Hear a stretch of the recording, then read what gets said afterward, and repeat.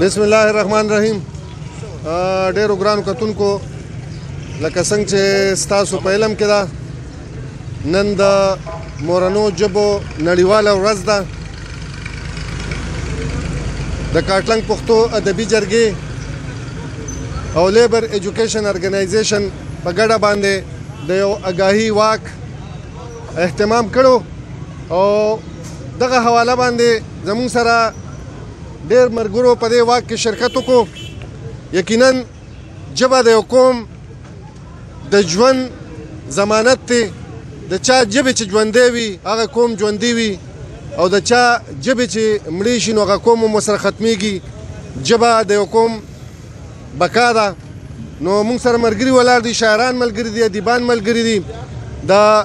LAO چیرمن حسن اساس صاحب دی، زموږ ډېر معتبر ادبي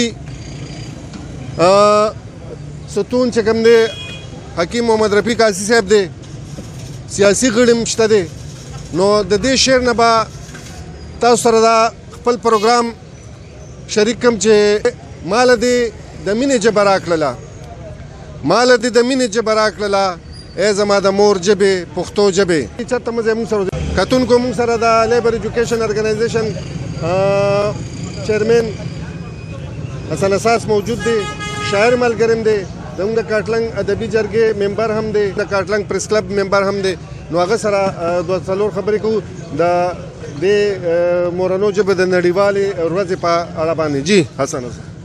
ډیره مننه د ټولو ملګرو د کاټلنګ پښتو ادبي جرګې. ایوب صاحب ستاسو ډیره مننه چې نن دا ورځ مونږ په ټوله نړۍ کې منځلې کیږي. نو نن په کاټلنګ کې هم خپل یو هڅه وکړله چې مونږ خلکو ته او دنیا هغه مقتدره قوتونو ته وښایو چې پښتو هم چې دی نو هغه یو علمي ژبه ده او نه رکویدونکې ژبه ده. د تاریخ مطابق د 50,000 کالو زړه ژبه ده او د دې ژبې نه ډېرې ژبې پیدا شوي دي. استادان وایي لکه درویش یوسفزي په خپله ژبه کې خپل کتاب کې لیکلي دي پښتو د ژبو مور. په هغې کې دا وایي که پارسي ده، که اردو ده، که ګجري ده او که د دنیا داسې بلا ژبې هغه یادې کړي چې هغه د پښتو نه وتې ده. نو پښتو نن زمونږ دفتري ژبه نه ده، زمونږ د کاروبار ژبه نه ده، سرکاري ژبه نه ده او زمونږ نصابي ژبه نه ده. کومه زموږ دپاره د افسوس خبره ده. مونږ دا غوښتنه نه ورځ دا غوښتنه ده چې دا نصابي سرکاري او نصابي ژبه وګرځولی شي. یو وارې بیا ډېره مننه قدرمن شي. کتونکو حسن اساس جذبات تاسو اورېدل څنګه چې د ژبې د اهمیت په اړه ووایي چې دا ژبه چې نصاب په دې ژبه کې ځکه چې په دې ژبه په مورنۍ ژبه کې چې علم په څومره اسانه طریقه باندې حاصلېدی شي او د هغې څومره بهترین نتایج راتلی شي په بله ژبه کې سړی نشي زده کولی. نورې ژبې زده کول کلوی کمال دی خو خپله ژبه هېرول بې کمالي ده. بخرازق صاحب هغه موجود دی، د دې مختصر یو ټوس یو جامع یو د تدبر نه ډک پیغام تاسو سره شریکوو. جی فخرت بسم الله الرحمن الرحیم. زه به دونه عرض کوم چې کله زموږ په برصغیر پاکستان باندې حکومت و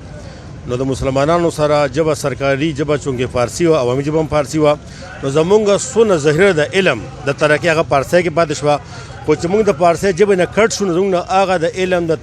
تهذیب د تمدن او د فلسفو هغه ټول نصاب او کتابونه زموږ نه ختم شو. د دې وجې نه زموږ زوال دی او هغه زوال اوسه پورې موږ کور نه کوو. مقصد مې دا دی چې کله انسان د ژبې نه کټ شي نو ډېر کېږي. زموږ سره په پښتو ژبه کې د 6,000 کاله تاریخ، فلسفې، تمدنونه هر څه پکې موجود دي. دا زرخیزه ژبه ده، د تاریخ ژبه ده، دا د انسانیت ژبه ده، دا د امن ژبه ده، د سوکالۍ ژبه ده. خو نن ته مونږ څوک د بده مرغه زمونږ د پښتو په منځ کې رابطه کټ کېږي. نن پښتو زما بچي نه پښتو نشي ویلی، لوستی نشي. نو که چې د مونږ ژبه ویله نو موږ خپل ځان ویلو. نو که موږ خپل ځان بچ کوو ترقي کوو نو موږ به خپله ژبه سره کلک ودرېږو، دله به ترقي ورکوو، دله به وده ورکوو. دا به زمونږ ژبه وي، زمونږ د مور ژبه، د نصاب ژبه، د بازار ژبه، د سماج ژبه. دا به ټول په یو دغه کې راځو نو هله به ترقي کوو. د ژبې نه بغیر ترقي ګرانه ده. अलसूदिया washing powder अपने नए और ताकतवर फार्मूले की वजह से कपड़ों में लाए चमकदार सफाई, रंगदार कपड़ों की हिफाजत और खुशबूदार सफाई के लिए camel brand Alsudia washing powder ही इस्तेमाल करें। असली अलसूदिया वॉशिंग पाउडर की पहचान Al Hussain soap and chemical factory और मोबाइल नंबर देकर खरीदें। तैयार करदा Al Hussain soap and chemical industry, Katlang, जिला मर्दान। شعر دی وایي چې مې پښتو ته څوک په سپکه ګوري د ډېره قهره ورته اور والمه او د خپل هیواد یو پښتنه تیږه کې قسم په خدای که ټول لا اور والمه هسې یو څو خبرې دي چې د پښتونخوا له خو نوم پښتونخوا ورکړ د بهر نه خو یې خلک پېژني چې پښتونخوا ده خو دننه منځ کې نه نصاب په پښتو کې شته نه سرکاري ژبه پښتو ده نه په پښتو کې هغه ویل او زده کول او کول شته نو په کار چې بهر نه نوم پښتونخوا چې رنګ ول ورکړو چې دننه دا ډډ هم د پښتو نه ډک شي نو ډېره مننه یو خو لوی مصیبت دا شوی دی چې په جمهوري حکومتونو کې احتجاجونه ورچاته حق حاصل لې او نو دا استحقاق شو خو اخوا چې دی نو د دې استحقاق څه جوابي څه شته او که نشته نو تر اوسه پورې چې د ژبو څومره خبره راغلې ده یا د دې قسمه نورې خبرې نو هغه د هغه طرفه هېڅ عمل اقدام په هغې باندې نه دی شوی زباني خبرې دي لکه موږ به دا وایو چې تر اوسه پورې پښتو دا موږ ویلی شو څنګه چې د الله تعالی دغه دی چې هغه د خپل دین دپاره چې دی نو د ژبې یو اهمیت بیان کړ پیغمبر ته وجعلناه قرآنا عربیه چې تاسو عربیان یې نو تاسو به زما په قرآن ښه پوه شئ باندې ته قرآن عربیه کې وګرځو نو دغسې د هر قوم د خیال د زړه د سوچ د ټولو ترجماني چې دی دا درست هغه خپله ژبه کولی شي نو پکار دی چې ژبې ته په کم ځای کې اهمیت دی نو چې هغه ځای کې هغه اهمیت ورکړي لکه زه به مثال دا ویم زمونږ نوی کل هغه په لارو په کوڅو کې په هر ځای کې پښتو وایي خو که ته ورته وایې چې پښتو ولیکه نو یو ټکی هم نشي لیکلی نو څه مصیبت هغې کې زمونږ د ژبې د پوهانو خلکو هم شته چې هغوی پکې لرې لاړل او دی خو عوام د ژبې سره واقف نه دي دویمه خبره دا ده چې د تعلیمي ادارو نه ژبه وویستې شوه زه نه پوهېږم چې هلته کې بیا څوک پکې چې دی نو په یو مضمون کې په سیسیز کې د پښتو پی ایچ ډي کوي یا پکې ایم ای کوي نو چې له دغې نه دغه مخکې په سکولونو کې د څه شی زده کړی دغه ایم ای ارسم ماته زباني غوندې ښکاري ځکه چې د بنیاد نه دغه ژبه هغه سره نشته یوه خبره دا شوه دویمه دا ده چې لکه د دغې باره کې به موږ دا ووایو چې د نصاب له ژبه چورلټه ختم شوې ده نو اوس خو یا به موږ له دا پکاري چې که قومي او کنه بل څه یو نو هغه ژبې به وایو کینې نو زمونږ نه دغه خپل ختم شوی دی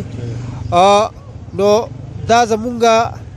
پرزور او قلبي او شعوري لا شعوري مطالبه ده چې دا خبره دې ختم شي چې هر چاته حق د چغې والو اصل دی په هغه چغې د عمل حق هم څه چا شته که نشته نو هغه عمل دا دی چې مونږ ته دې زمونږ ژبه نصابي شي مونږ ته دې زمونږ ژبه دفتري شي مونږ ته دې زمونږ ژبه روزګاري شي مونږ ته دې زمونږ ژبه په هر لحاظ کې چې کوم د ژوند ضروریات دي په هغې کې دې شي سرکاري طور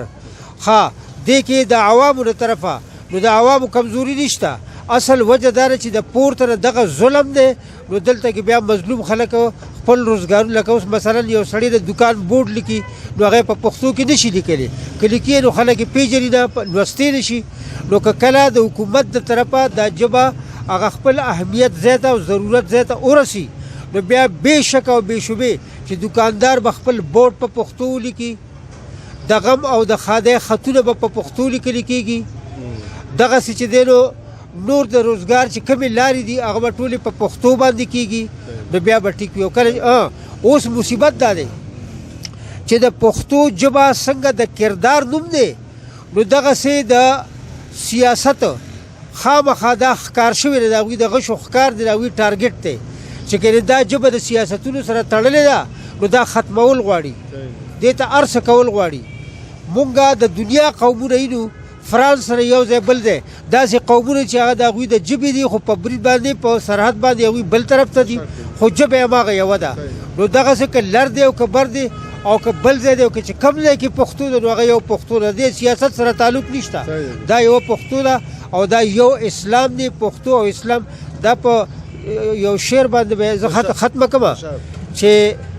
پښتو چې ترجمانه د اسلام شوه لا درنه شوه لولکه چې د ګلو سره قام شوه لا درنه شوه السلام علیکم کتونکو موږ سره نواب خان نواب چې کوم چې د ادب هم نواب دی او د ژبې هم نواب دی او خان هم دی نو موجود دی جی جبه حواله حمزه بابا وای خپل جبه خپل تهذیب وته چې شاکا هغه ته وګوره. خپل جبه خپل تهذیب وته چې شاکا ملګرتیا له هغه قام ژوندون نکا اول خپل جبه پستا نور جبه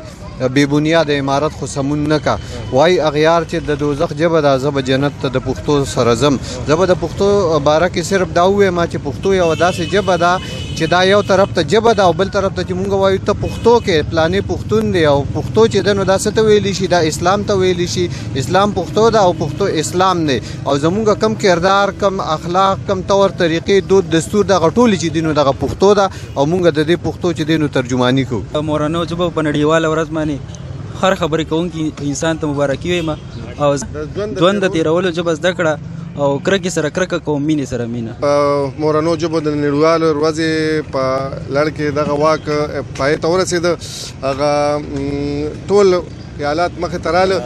وایي زه خوب یم د ژبې زه تعبیر یم د ژبې زه خوب یم د ژبې زه تعبیر یم د ژبې اذان یم د فکر او ضمیر یم د ژبې زما د شخصیت صرف او صرف دوه معنی دي د مینې ترجمان یم او سفیر یم د ژبې